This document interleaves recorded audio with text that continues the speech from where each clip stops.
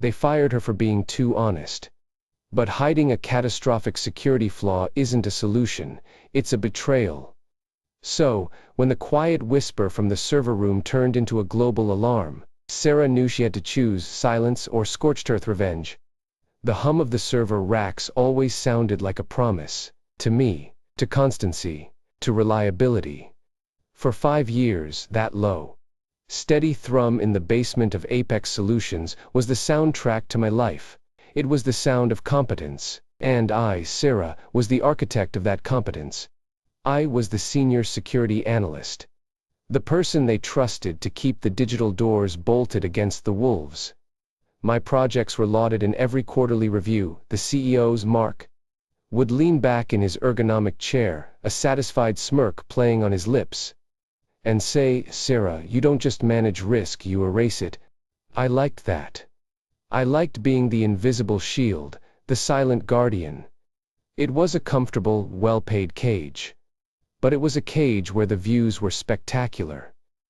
Overlooking a sprawling landscape of perfectly organized data streams and secure client portals.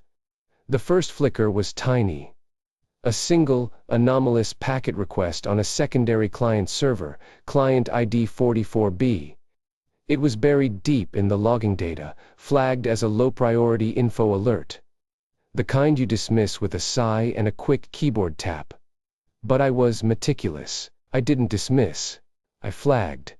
I cross-referenced the request patterns, traced the origin point through 3 different firewalls, and watched as the tiny alert ballooned into a shimmering, persistent warning sign in my dashboard.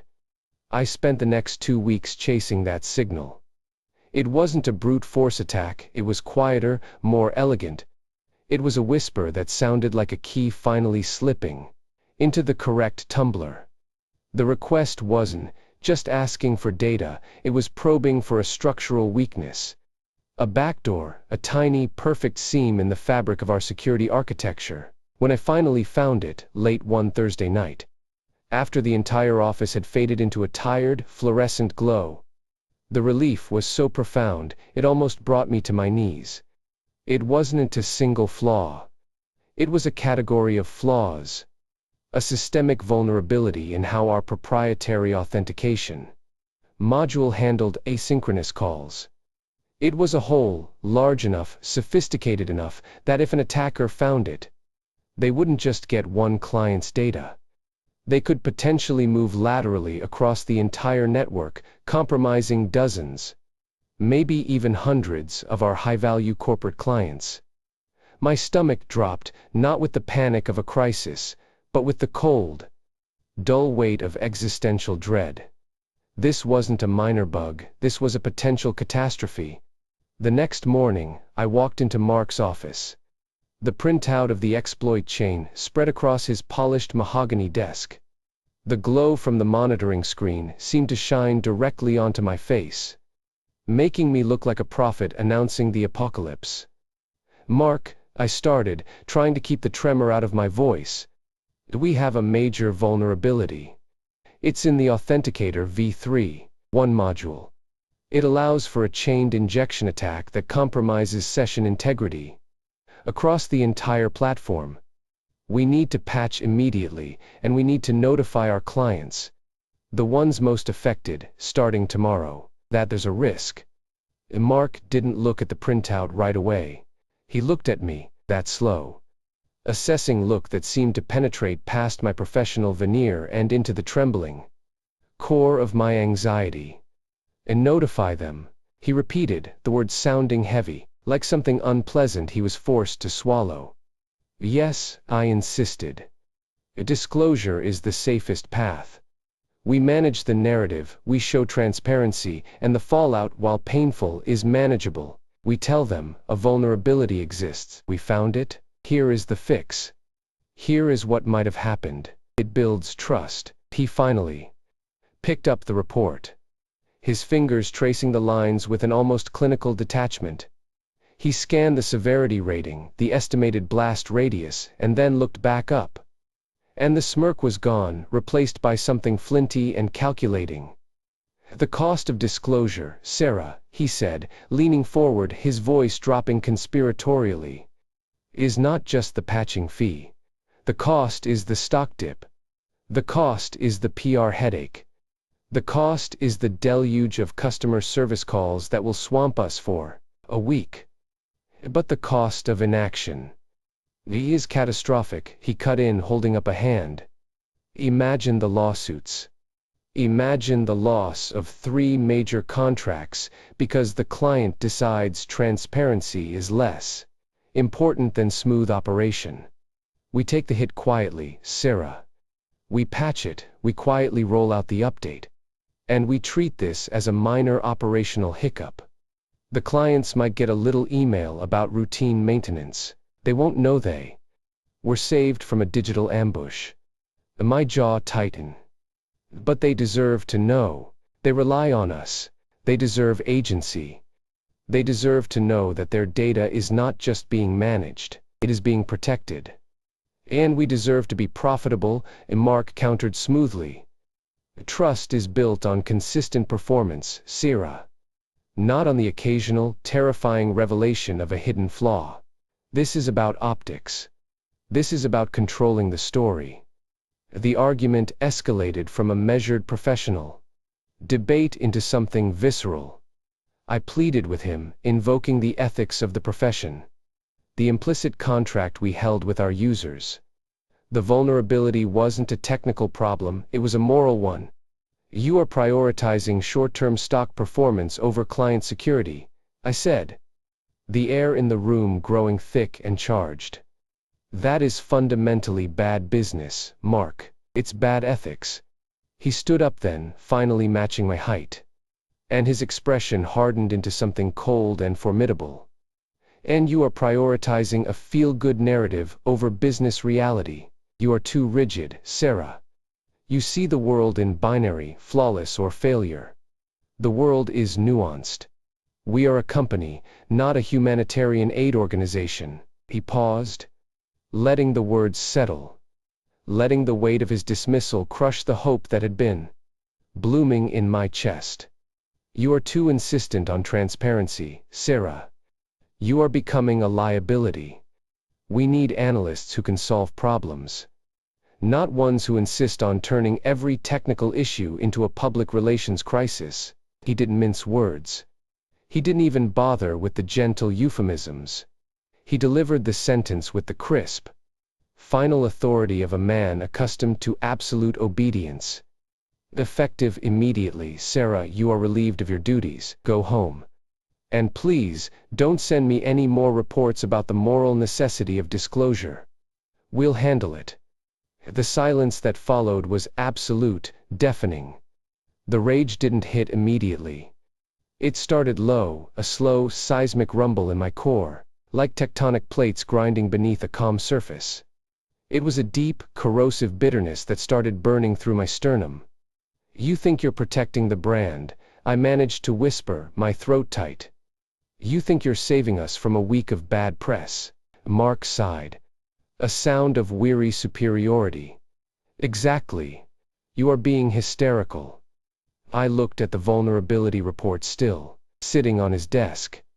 The perfect, indisputable proof of their fear-driven cowardice, and felt a profound, exhilarating wave of clarity wash over the injustice.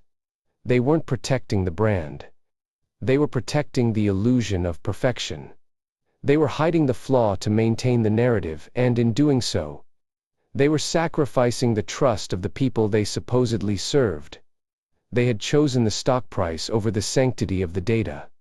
And in that moment, the firing didn't feel like a defeat. It felt like a mobilization order. I walked out of that office and into the cool, sterile hallway, my chest heaving. Mark had won the battle, he had forced my hand, dictated the outcome. But he had fundamentally misunderstood the nature of my devotion. He thought I was an employee who would pack up her desk, accept the severance, and quietly roll over, nursing the resentment. He was wrong. The initial surge of fury, the desire to scream at him, to throw the printouts, to demand his resignation on the spot, faded, replaced by a cold, surgical resolve. This was my revenge, and it wouldn't be loud or histrionic. It would be precise. It would be systemic. I went home. I didn't panic. I stayed in the environment, in the very ecosystem they thought they controlled. My laptop was already logged into the Apex network, my access still intact. The golden key to their kingdom. For the next 3 weeks, I didn't sleep much. The hum of the server racks became my metronome, marking the relentless march of my retribution. First, the patching.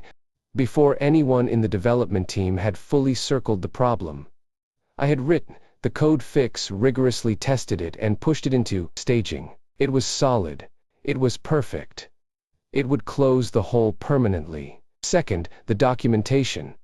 I didn't just document the exploit, I documented the whole chain of weakness, vulnerability, attack vector, potential impact, including financial projections based on client data value, and, crucially, the risk of concealment. Third, the notification. This was the piece de resistance. Mark and his VP of marketing had been preparing a vague, lukewarm email. Something about routine security enhancements, a polite nod to the potential flaw. They were preparing to frame the disclosure as a convenience. I was preparing to frame it as an act of salvation. I bypassed their internal communication queue and started building the external notification sequence. It wasn't a single email. It was a coordinated, multi-channel, high-priority burst. We had 147 affected client accounts, ranging from small e-commerce startups to massive financial institutions. I crafted the language with surgical precision. It wasn't defensive, it was proactive. It didn't say, "We might have a problem."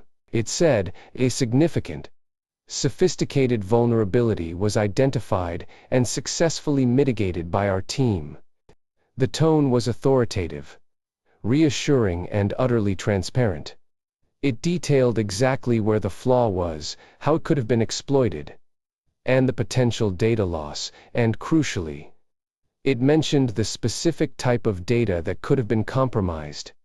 Proprietary trading algorithms, customer PII, confidential merger details. But the subversion came in the final paragraphs. Instead of ending with, "Thank you for your continued trust," it read, "This vulnerability was discovered and remediated on date/time by Sarah Jenkins, Senior Security Analyst. We believe in complete transparency. And we want you to know that while management was preparing a veiled advisory, we chose to alert you immediately because your security, not our stock price, is our highest priority." It was a calculated, devastating little jab. It placed the responsibility squarely on Mark and the executive team, forcing them to look not at the threat, but at their own cowardice. Then came the execution. The notification went out at 7:00 MPST. The quiet, controlled digital explosion began. The immediate reaction was chaos. My phone, which had been silent for weeks, exploded. Emails started arriving in relentless waves, not the polite acknowledgments, but frantic, panicked, furious responses. What is a chained injection attack? Is my proprietary dataset safe? How do you know this? Why didn't anyone tell us sooner? The internal company Slack channel erupted into a digital war zone. Mark's initial response was a sputtering, defensive message: "Team, please do not panic. This is a minor event. All systems are nominal." But the clients weren't listening to minor event. The press picked up on it within the hour. A snippet from the Financial Times quoted one of our major clients, a hedge fund that had suffered a potential exposure of $40 million worth of trading data. The headline was already forming: Apex Solutions, security flaw exists, but transparency is king. Mark's VP of marketing, bless his panicked heart, started trying to spin the narrative. But they were too late. The narrative had already been written, formatted, and sent directly into the inboxes of every single stakeholder. I sat back in my chair, the cold weight of the injustice finally lifting, replaced by a soaring, addictive sense of vindication. I watched the threads of communication bloom, saw the fear turn into grudging respect, and watched the executives scramble, their carefully crafted story dissolving into 1,000 panicked replies. Mark finally called me. It wasn't the controlled, slightly patronizing call from the day I was fired. This was frantic. His voice was ragged, laced with the unmistakable bitterness of a man who had been publicly, digitally shamed. "Sarah," he gasped, "what in the hell did you do? The CEO is losing his mind. The media is having a field day. We told them it was minor. You went rogue." "You know, Mark," I said, my voice steady, calm, and utterly devoid of the tremor that had plagued me for weeks. "I didn't go rogue. You went to hide it. I went to protect them. But the damage, the stock dip is already substantial. We look incompetent." I leaned closer to the phone, a small, triumphant smile touching my lips. "No, Mark, you look fearful. And fear in the market is visible. You wanted us to look competent, to look flawless.